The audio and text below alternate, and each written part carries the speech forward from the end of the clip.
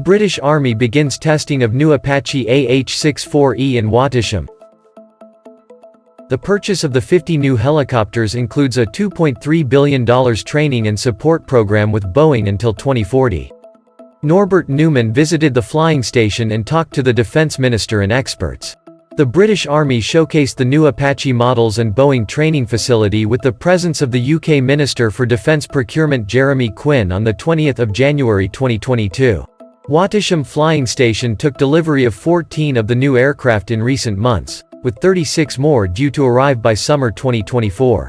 The new models have improved sensors and lethality, upgraded weapon systems and heightened communications compared to the Mark I.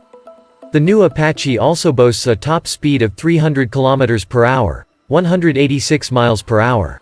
Test flights by the British Army are underway, with a boost to aerial capability anticipated early next year when the helicopters are expected to reach operational capability. The AH-64E variant is set to replace the Apache AH Mark I, which reaches its out-of-service date in 2024. The procurement of the new Apaches was announced in 2016. It reinforces the UK MOD's ambitions laid out in the Defence Command Paper and the recent Future Soldier announcement to enhance the British Army's capabilities. A 20-year agreement has been signed with Boeing Defence UK to maintain and support the new fleet.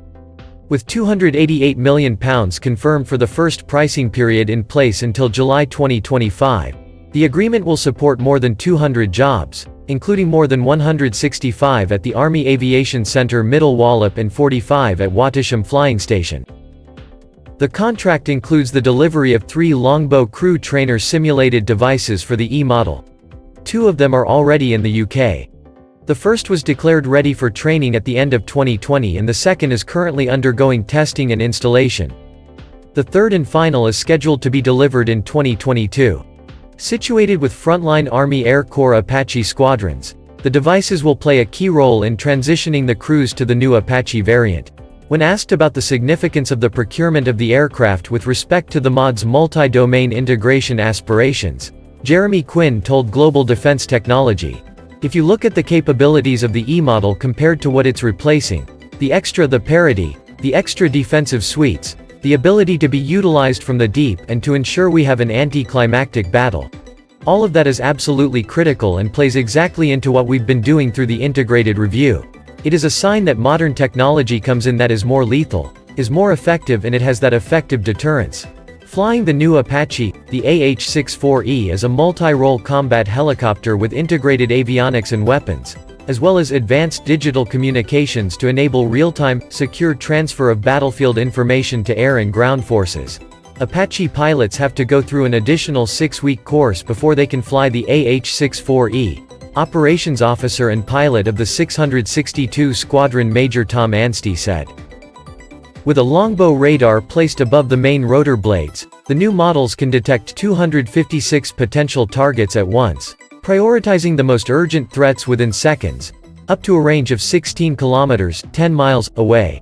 Establishing target priorities happen before takeoff during a 4 to 5 hour preparation process that ground crew, engineers and pilots conduct. U.S. Army Exchange Officer and Apache pilot Jimmy Webb said, "Fighting the new Apache vastly changed. There are software upgrades with the new kits such as AUG, air-to-air, air-to-ground, receiver, manned-unmanned teaming, MUMTs, all the different radio fits. We've got additional SATCOM and different private network and data sharing. All of that is increasing the speed in which we can share and receive data from other people and that allows us to do our job quicker, to be more effective and more lethal. The aircraft will be able to conduct MUMT missions in the future, meaning that Apache aircrew will be able to connect not only to other Apaches and crewed aircraft, but to uncrewed aerial systems, UAS, as well. By connecting to UAS cameras and sensors, Apache operators' situational awareness will increase. The new information and functions mean the number of tasks a helicopter crew will need to heed attention to rises, but with digitalization and automatic data processing, some other, older tasks are carried out autonomously. AH-64E maintenance. The first couple of Apache AH-64Es arrived in the UK from the US on the 26th of November 2020. But the US began using the variant in 2011 and it has been designed and equipped to offer common configuration. Most British Army personnel working with or operating the AH-64E received training from their U.S. counterparts either in the U.S. or in the U.K. Crew Chief Petty Officer Stuart Isaacson is on an exchange from the Royal Navy, currently based at Wattisham, to oversee and manage the engineering work and the handover of aircraft from maintenance to flying duties. He went to the U.S. on the first training course in the summer of 2020, but a constant flow of engineers followed in order to ensure the supply of qualified engineers. He said, "This platform is now even easier to maintain than the Mark I. And there's a lot of considerations and feedback between ourselves, Boeing and procurement.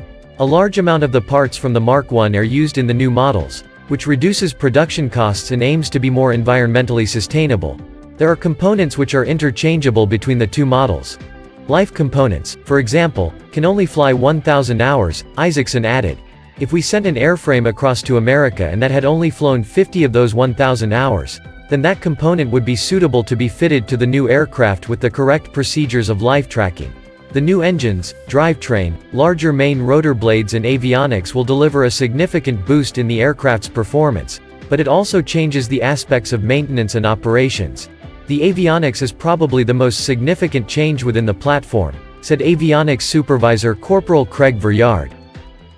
"It's a complete upgrade of what was previously on the Mark I in terms of the capability of the radar, sighting systems, even the general computing system and radios. Everything has changed and is completely the next evolution in its capability."